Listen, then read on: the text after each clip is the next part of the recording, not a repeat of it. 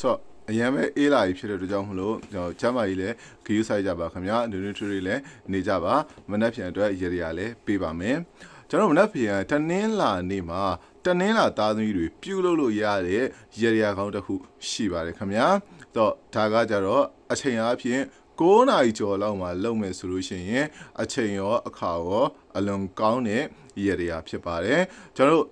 လက်ဖက်တုတ်လိုက်ပါလက်ဖက်တုတ်ပြီးတော့ဆိုလို့ရှိရင်တော့အဲ့ဒီအပေါ်မှာစီစမ်းပြီးတော့မှဒါဖျားကိုလှူတာမျိုးဖြစ်စေနောက်ပြီးလို့ရှိရင်ကိုယ့်အိမ်ကိုလာတဲ့ဧည့်သည်တွေကိုလှူတာပဲဖြစ်စေပြုလုပ်ပေးလို့ရပါတယ်ဖုံးချောင်းကိုစွမ်းအနေနဲ့ပို့ပေးလို့လည်းရပါတယ်ခင်ဗျာ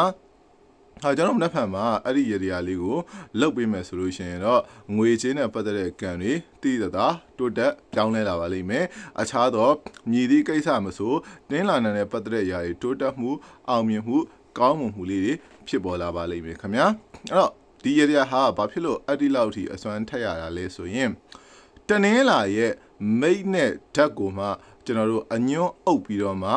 စီရင်တဲ့ရေရာပညာကံဖြစ်လို့ပါခင်ဗျာအဲ့တော့ကျွန်တော်တို့တနင်္လာရဲ့မိတ်ဟာဗုဒ္ဓဟူပါကျွန်တော်တို့တနင်္လာရဲ့ကျွန်တော်တို့ဓာတ်ဟာ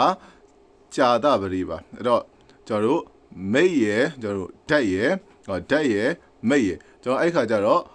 လက်ဖက်၄၅ပေါ့လေအဲ့တော့၄၅ကိုကျွန်တော်တို့အောက်မှာထားလိုက်ပြီးတော့မှအပေါ်ကနေပြီးတော့စီစမ်းထားတဲ့ရေတွေကဖြစ်ပါရဲ့ခင်ဗျာအဲ့တော့ကျွန်တော်မိတ်ဆွေတွေအနေနဲ့တေချာလုတ်ပေးမယ်ဆိုလို့ရှိရင်မနက်ဖြန်ကနေစပြီးတော့သိတာတဲ့တိုးတက်မှုတွေ2026မှာကြုံတွေ့ရပါလိမ့်မယ်ခင်ဗျာအဲ့တော့ကျွန်တော်ရဲ့ဗီဒီယိုလေးကိုမြင်လို့ရှိရင် comment မှာ yes လို့မှန်းခဲ့ပါဦးခင်ဗျာကျွန်တော်မိတ်ဆွေတွေအားလုံးစိတ်ချမ်းသာကိုယ်ကျန်းမာကြပါစေ